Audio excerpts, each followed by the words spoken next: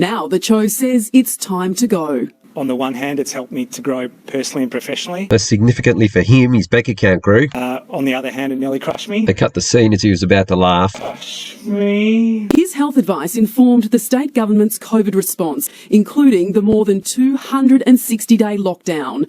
So his role as Cho was to give health advice to the government, nothing more, just to advise them. Asked about regrets, Brett said, Would I do things differently with the knowledge that I have now, with the understanding we have about the virus, about it, everything to do with it? Absolutely, I would. My intent was always to protect the health and well-being of Victorians. Why is he implying that he had some kind of decision-making power? He had no decision-making power. When everyone says to him, do you have any regrets? He said, well, no, why should I? I didn't make any decisions, nothing to do with me. I just gave the advice.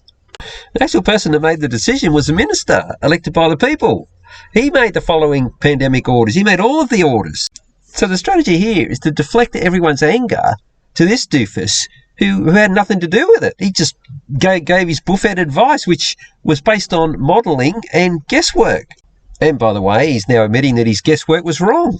And Foley wasn't beholden to go by the absolute nonsense, the misleading bullshit that this guy was spewing. The Commonwealth of New South Wales legislation under the Victorian one, but it uses the words may. The minister may make an order based on that advice. But they're not. The legislation doesn't say they must go by the Chief Health Officer.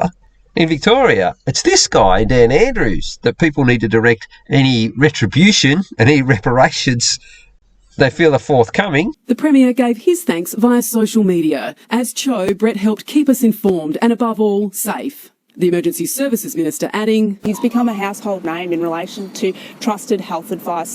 Well, he just implied that he got it wrong.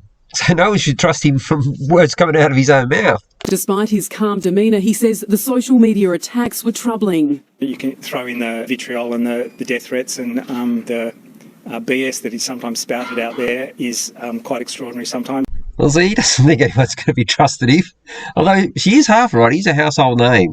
Unlike, what's the guy who actually did it? But was it Foley or the health minister? Did he have anything to do with this? The hashtag Thanks Brett is now trending. Supporters saying the best show we could have had, especially during the toughest of times. But his critics are vocal too. Shut the door on the way out, damage done. So the one they chose, supporters, is Mary Spy, little Mary. She supports him.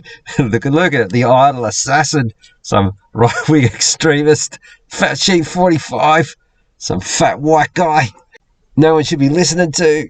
Sky News, unlike other mainstream media YouTube channels, they actually allow comments. Here's some of them. You can read through some of them. There's 4 replies, but they only show on 3, so some YouTube must be censoring some of them. But they didn't censor the house brick one.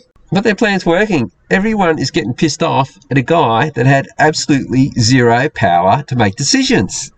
Now, advice is the key word. So this is really what should have happened. Modelling, highly theoretical findings on guess numbers, like we don't know. It's just a health paper on guesswork, advise the government, public press release statement, and then they pass that advice on to the people, and the people decide, will I go to Flinders Station or not go to Flinders Station? Based on an individual circumstance. They might be only just making mortgage or rent payments every week, and they can't afford any time off, or they might be kicked out of home, and then what are the health... that's what should have happened. These are the hysterical claims they were making. This is 16th of March 2020, 2 days before the emergency declaration by the Governor-General. Australia prepares for 50,000 to 150,000 coronavirus deaths. 50,000 being best case scenario, 150,000 worse, and we expect about 100,000. Then a couple of months later, because normally flu season lasts a couple of months, I reckon they've avoided 14,000 deaths. Well, the best case scenario, shouldn't 36,000 people have died? 50,000 minus the 14,000 that you saved?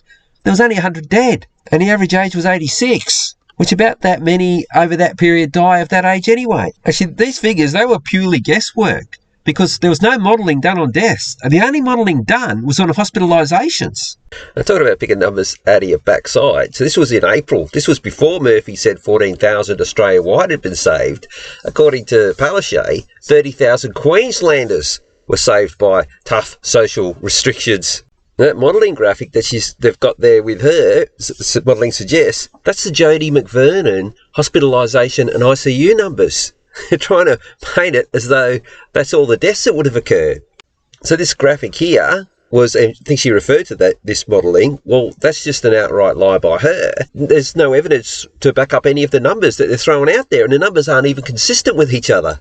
And given Queensland's population is about 1/5 of the total, that would make 150,000 lives saved Australia-wide. Add to that, the average age of death was 86. There's only about 520,000 people aged 85 or over. So, according to Palaszczuk, over a quarter of people aged 85 and over were all going to die in the flu season, all at once. That was never going to happen. But this is what they justified the lockdowns on, across the whole country. Made up, scripted bullshit.